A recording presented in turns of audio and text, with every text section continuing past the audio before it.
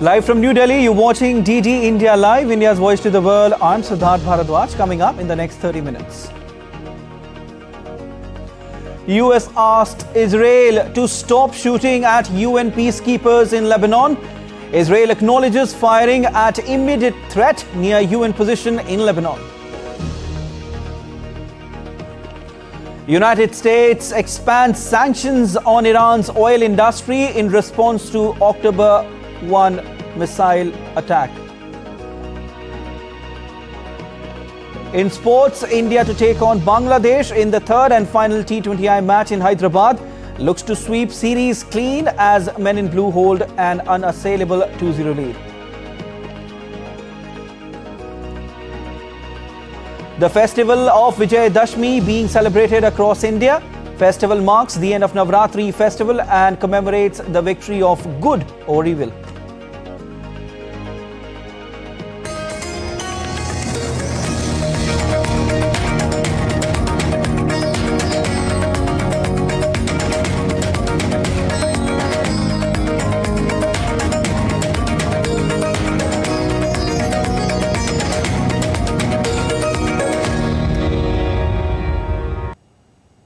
US President Joe Biden said on Friday he is asking Israel to not hit UN peacekeepers in its conflict with Hezbollah.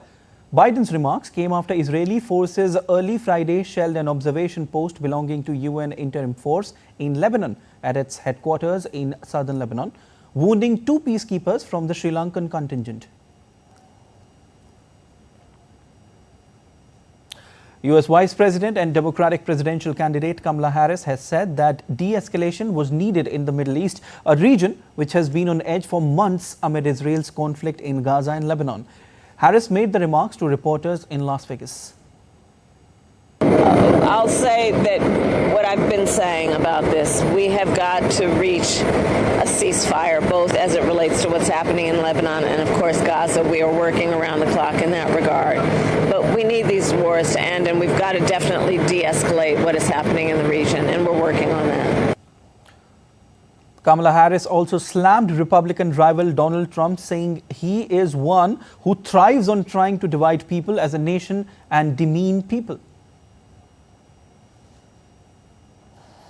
As Israel faced a chorus of condemnation from United Nations and Western allies, the IDF acknowledged firing at immediate threat near UN position in Lebanon and pledged to carry out a thorough review. It further said the IDF is in contact with UNIFIL for coordination purposes and will continue to do so. The IDF statement came after UN mission said 2 of its peacekeepers were injured after explosions close to an observation tower at its Nakura headquarters. It was the second incident of its kind reported by UNIFIL in 2 days after 2 other blue helmets were injured on Thursday, sparking global condemnation.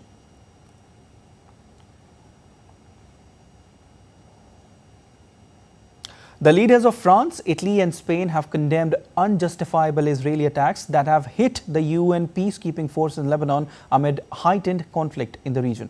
France, Italy and Spain, the largest European contributors to UNIFIL in terms of personnel, in a joint statement expressed outrage after several peacekeepers were hit at UNIFIL's main base in Nakura.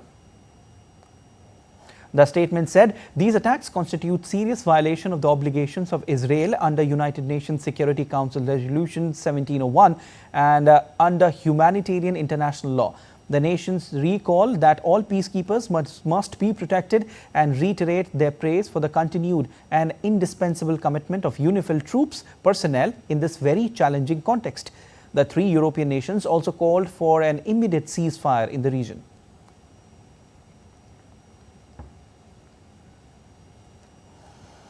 The Italian government formally protested against Israeli authorities, reiterating that what is happening near the base of the Italian UNIFIL contingent in southern Lebanon is not acceptable. It is unacceptable. It violates what was established by Resolution 1701 of the United Nations. The Italian government, as you know, has strongly protested with the Israeli authorities. On this issue, with France and Spain, we have also decided to make a common declaration. French President Emmanuel Macron on Friday condemned the deliberate targeting of UN peacekeepers by Israel. Addressing a summit of European and Mediterranean leaders in Cyprus, Macron said that it was absolutely unacceptable that Israeli forces were deliberately targeting the UN peacekeepers in Lebanon, stating that France will not tolerate such actions. Finally discussing Lebanon alongside the Italian and Spanish prime ministers who, like France, are historical contributors to UNIFIL. I want to say here that the 700 French soldiers involved in this force are a sign of our unwavering support and of our desire to be committed to the security of both Israel and Lebanon. We condemn it, we will not tolerate it, and we will not tolerate it happening again. Spanish Prime Minister Pedro Sanchez also condemned the attacks by Israel's armed forces against the United Nations peacekeeping force in Lebanon. The Spanish PM urged the international community to stop selling weapons to Israel, as it is the only way to end conflicts in Lebanon and Gaza. United States on Friday expanded sanctions on Iran's oil industry in response to October 1st missile attack. The Treasury Department said it was going after Iran's so-called shadow fleet of ships involved in selling Iranian oil in circumvention of existing sanctions. It was designating 10 companies and 17 vessels as blocked property over their involvement in shipments of Iranian petroleum and petrochemical products, the statement added. The State Department also announced it was slapping sanctions on 6 other firms and 6 ships for knowingly engaging in a significant transaction for the purchase, acquisition, sale, transport or marketing of petroleum or petroleum products from Iran. The sanctions form part of the US response to Iran's attack, in which it launched some 200 ballistic missiles against Israel.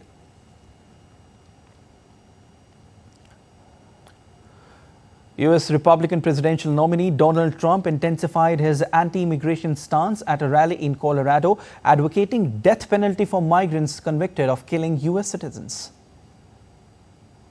We will begin the largest deportation operation in the history of the United States. We will close the border. We will stop the invasion of illegals into our country. We will defend our territory. We will not be conquered. We will not be conquered. And if they come back into our country, they will be told it is an automatic 10-year sentence in jail with no possibility of parole. And I'm hereby calling for the death penalty for any migrant that kills an American citizen or a law enforcement officer. Russian President Vladimir Putin held talks with Iranian President Masoud Pezeshkian on Friday in Turkmenistan. Both the leaders hailed their countries' growing economic ties and similar views on world affairs. Pezeshkian said the communication between Russia and Iran is strengthening and becoming more robust, as the two sides had agreed to boost cooperation in a number of areas. Pezeshkian added both the countries are close to signing a strategic partnership agreement, which could be finalized at the BRICS summit in Russia later this month. Putin also invited Pezeshkian to come to Russia on an official visit. Ukrainian President Volodymyr Zelenskyy continued his European tour on Friday with a visit to Germany.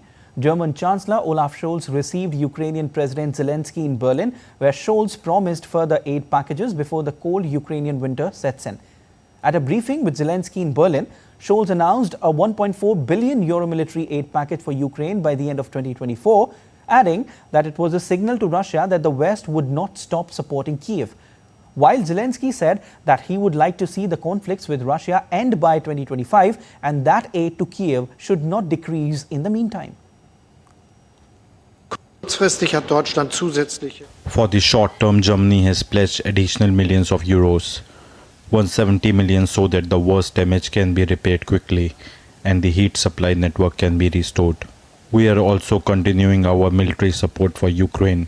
It is good that we have just delivered a new comprehensive military support package worth over 600 million to Ukraine. By the end of the year, with the support of our partners, Belgium and Denmark and Norway, we will also deliver another military support package worth around 1.4 billion to Ukraine. Milliarden an die Ukraine liefern.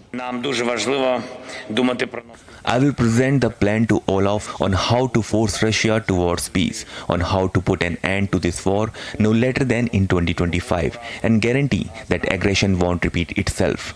This plan is a bridge to hold an effective peace summit which will put a full stop to the war. This plan won't substitute a peaceful initiative, but it will strengthen Ukraine's position in bringing peace closer. We can do it in cooperation with all of our partners. We count on Germany's support too. Thank you very much. Later, Ukraine's president wrapped up his tour by meeting German President Frank-Walter Steinmeier at Bellevue Palace. Zelenskyy has been meeting allies in Europe this week to present a victory plan to end the conflicts, while also pressing to use long-range weapons that can strike deeper into Russian territory. The Ukrainian leader has been seeking fresh military and financial aid from his European allies amid fears of dwindling support if Donald Trump wins the US presidency next month. Germany is Ukraine's second biggest donor of military aid.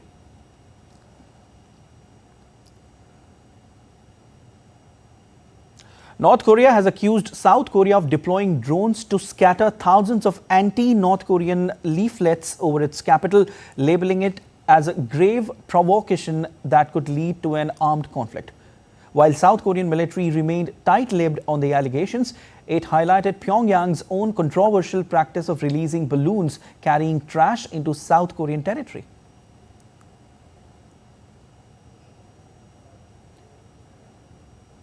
Updates on Hurricane Milton now. Residents of Florida in the southeastern United States are reeling from the devastating impact of Hurricane Milton barely 2 weeks after Hurricane Helene ravaged the state. Recovery efforts included power restoration, mud removal from waterlogged homes, and clearing the substantial debris left in the aftermath of Hurricanes Milton and Helene. Hillsborough County residents trapped in flooded homes were rescued after torrential waters and tornadoes inflicted devastating damage. Meanwhile, the White House said that US President Joe Biden will visit Florida on Sunday to survey the damage.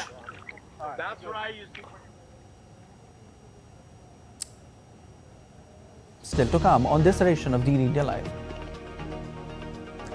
India's tallest 211 feet Ravan effigy set for this year's Dussehra celebrations in capital Delhi.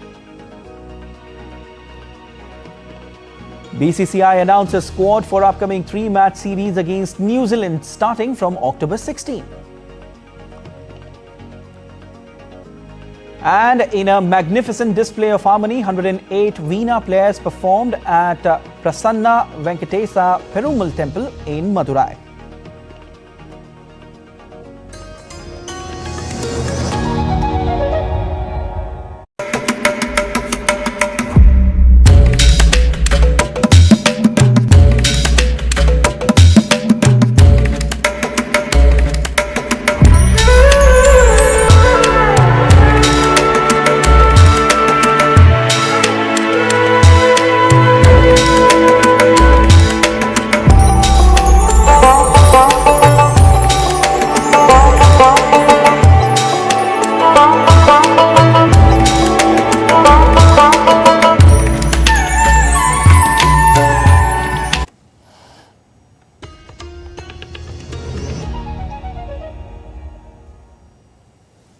You're watching DD India Live. I'm Siddharth Bharadwaj. And in a pivotal step to enhance connectivity and strategic readiness, India's Defence Minister Rajnath Singh virtually inaugurated 75 border road organisation infrastructure projects on Saturday. Projects includes 22 roads, 51 bridges and 2 other miscellaneous projects at the cost of around $267 million US. Of the 75 new projects, 19 are in Jammu and Kashmir, 11 in Ladakh, 18 in Arunachal Pradesh, 9 in Uttarakhand, 6 in Sikkim, 5 in Himachal Pradesh, 2 each in West Bengal and Rajasthan, and 1 each in Nagaland, Mizoram and Andaman and Nicobar Islands. Project will provide an alternate route for the army to enable the movement of personnel and machinery.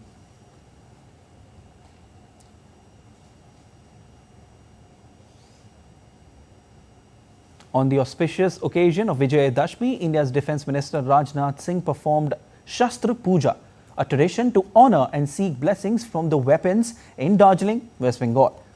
Defence Minister also applied tilak on the forehead of Jawans at Sukna Camp in Darjeeling, West Bengal. In his address, Rajnath Singh said that India is the only country which worships weapons and scriptures together. मैं आप सभी को विजयादशमी के पावन पर्व की हार्दिक बधाई देता हूं और आपके परिवारजनों को भी मैं अपनी हार्दिक शुभकामनाएं देता हूं। साथियों, भारत संभवतः इकलौता देश है जहां शास्त्रों और शस्त्रों की एक साथ पूजा होती है, यानी शास्त्र और शस्त्र को समान आदर के भाव से भारत में देखा जाता है। यह हमारी उस विशाल और महान सांस्कृतिक परंपरा का प्रतीक है जिसमें हम किसी भी वस्तु का उपयोग करने के पहले और बाद में उसके प्रति कृतज्ञता ज्ञापित करते हैं। Today, millions across India are celebrating Dussehra, a festival symbolizing the victory of good over evil. Dussehra, also known as Vijayadashami, marks the end of 9-day festival of Navaratri, during which people worship goddess Durga. President of India, Draupadi Murmu, Vice President Jagdeep Dhankar and Prime Minister Narendra Modi extended greetings to fellow citizens on the occasion of Dussehra. Here's a report. सीते, अब वनवास की अवधि जल्द ही पूरी होने वाली है। Dussehra, also known as Vijayadashami, is a festival that marks the victory of good over evil, symbolized by the defeat of the demon king Ravana by Lord Ram. याद रख, यदि मैं रघुवंशी हूँ, तो तेरा वंश मिटा दूंगा। This day is not just a religious occasion but a celebration of triumph, resilience and unity across India, where different states bring their own vibrant flavors to this grand festival.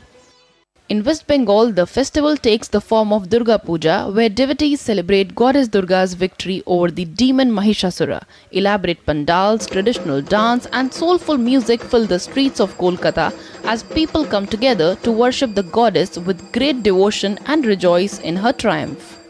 Eagerly wait for this festivity, and now that it's finally here, it's all about getting the feel of the new clothes, going to different pandals with our friends. Heading south to Telangana, the Bathukamma festival is celebrated with colorful floral arrangements as a tribute to goddess Parvati. Women sing and dance around these vibrant flower stacks, creating a community-driven celebration that reflects devotion and cultural pride, adding a beautiful floral touch to Dussehra. In Mysuru, Karnataka, Dussehra celebrations are marked by the grandeur of the Mysuru Dussehra. A grand procession featuring richly adorned elephants, tiger dancers and musicians fill the streets as the city comes alive to celebrate the royal heritage and cultural richness of the region. And in the northern state of Himachal, the Kullu Dussehra is renowned for its grand processions and traditional festivities. Here, deities from nearby villages are paraded with music and dance, culminating in a symbolic burning of the effigies of Ravana. These celebrations, though different in form, reflect a shared message of victory, devotion and cultural unity, showcasing the rich diversity that defines our nation. The festival culminates with grand celebrations as effigies of the king Ravana, his brother Kumbhakarna and son Meghnad are burned, signifying the destruction of evil. Before the effigies are lit, a Ramlila is performed. This is a dramatic reenactment of Lord Ram's battle with Ravana. With actors bringing scenes from the Ramayana to life, families gather and children watch in awe as they learn the significance of Dussehra and why it is celebrated. As the evening progresses, the main event begins. The effigies of Ravana, Kumbhakarna and Meghnad are set on fire. The crowd cheers and the towering figures burn, filling the sky with lights and smoke. The burning of Ravana symbolizes the end of evil and the triumph of virtue. Kriti Vadhera's report for DD India. Rashtriya Swayamsevak Sangh enters its 100th year on this auspicious occasion of Vijayadashami. Like every year, Rashtriya Swayamsevak Sangh Chief Mohan Bhagwat performed Shastra Puja in Nagpur to mark the occasion. This ceremony involves the worship of weapons, symbolizing strength and the protection of Dharma, celebrating the 300th birth anniversary of Punya Shlok Devi Ahilya Bai Holkar.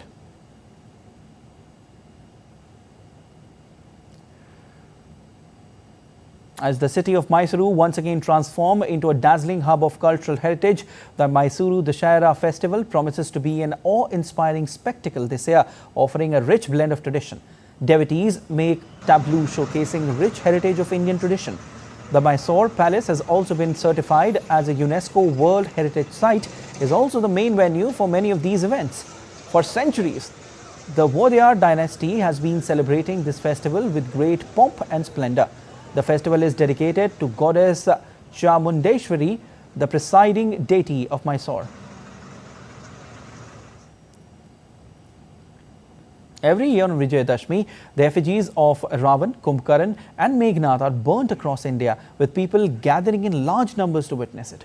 Capital city of Delhi is all set for an extraordinary Dussehra celebration this year, with erection of India's tallest Ravan effigy standing at an impressive 211 feet. This enormous structure, a centerpiece of the festival, took over 4 months to prepare and install. In West Indian state of Gujarat, a 65-foot Ravan effigy is ready to burn during Dussehra celebrations in Diamond City of Surat. Dussehra is one of India's major festivals, marks Lord Ram's victory over the demon king Ravan.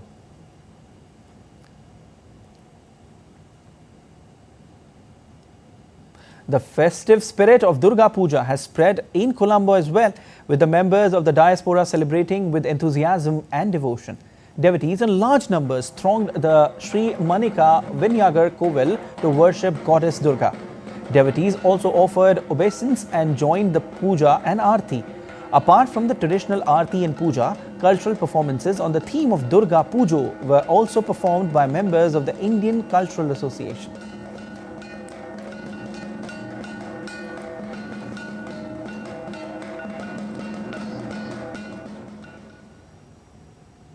October 12 has been declared as the World Sloth Bear Day, was mooted by IUCN and Wildlife SOS India, an organization involved in sloth bear conservation and protection for over 2 decades. Here's a report from DD India correspondent Sumana Bati Revana Sidappa.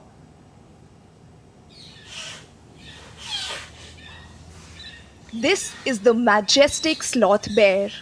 Long, shaggy dark black fur and curved claws, longest of any of the existing bear species.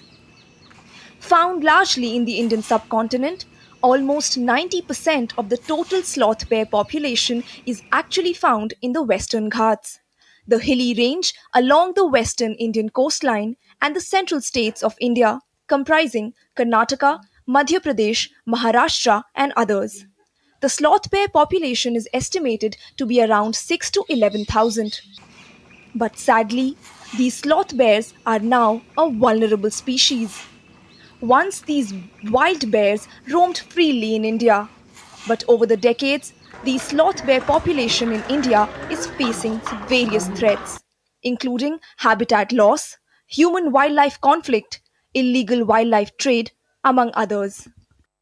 For over 400 years, the sloth bear has been subjected to exploitation by humans.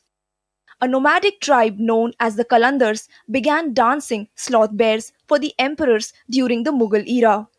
Over centuries, as the kingdoms in India disappeared, the dancing bear trade transitioned to become cheap roadside entertainment for villagers and tourists who paid to watch them jump in agony. Community called Qalandar community. They traditionally tame the sloth bears. Their canines are knocked out and they tame the bear and then they take it on the road. The motto behind declaring the World Sloth Bear Day is to set precedents for the rest of the world to promote the conservation of sloth bears and their habitat throughout their distribution range. We as Homo sapiens have inhabited this planet since 2 million years ago, but this animal, sloth bear, has been here even much before us. As a concerned and a responsible global citizen of this world, it is our responsibility to conserve and protect the biodiversity of this ecosystem. On this World Sloth Bear Day, let's pledge to conserve and protect this magnificent animal, either by joining an NGO which works towards the conservation of the animal or by mere word of mouth, to spread awareness about the animal. with video journalist Jagmohan. This is Sumana Bati Revanasiddappa from New Delhi reporting for DD India. And time now for sport. And after securing comprehensive wins over Bangladesh in the first two T20s, India looks to sweep the series clean in Hyderabad. India has displayed their dominance in the series by winning the first T20 comfortably by 7 wickets and second T20 by a huge margin of 86 runs. The Surya Kumar-led side is expected to be unchanged for the final match of the series. On the other hand, Bangladesh would be looking to secure a consolation win after a poor performance in the T20I series as well as test series that preceded the T20 matches. The Board of Control for Cricket in India on Friday announced a 15-man squad for the upcoming 3-match series against New Zealand starting October 16. Rohit Sharma will continue to lead the team while ace pacer Jasprit Bumrah will be the vice-captain. The team has seen no changes in the squad that featured against Bangladesh except Yash Dayal dropped out. The squad will feature 3 fresh faces in the form of Harshit Rana, Nitish Kumar Reddy, Mayank Yadav, who will be joining the squad as travelling reserves.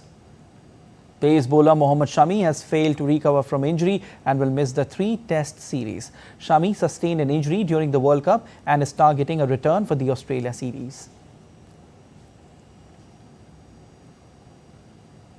In a magnificent display of harmony, 108 Veena players performed at Prasanna Venkatesa Perumal Temple in Madurai on the occasion of Vijayadashami. Young and old women and men performed the Veena concert to the accompaniment of Mridangam.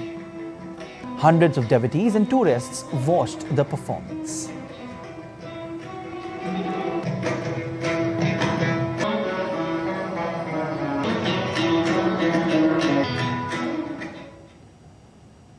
That's all for this edition of DD India Live, but let us know your thoughts on the news of the day. For those on the go, you can get all the latest news and updates from India and across the world on DD India mobile app. The app is available on both Android and iOS platforms, and you can scan the QR code on the screen to download now. We'll be back with more news as it breaks here on DD India. I'm Siddharth Bharadwaj from all of us here in Delhi. Thanks for watching DD India Live.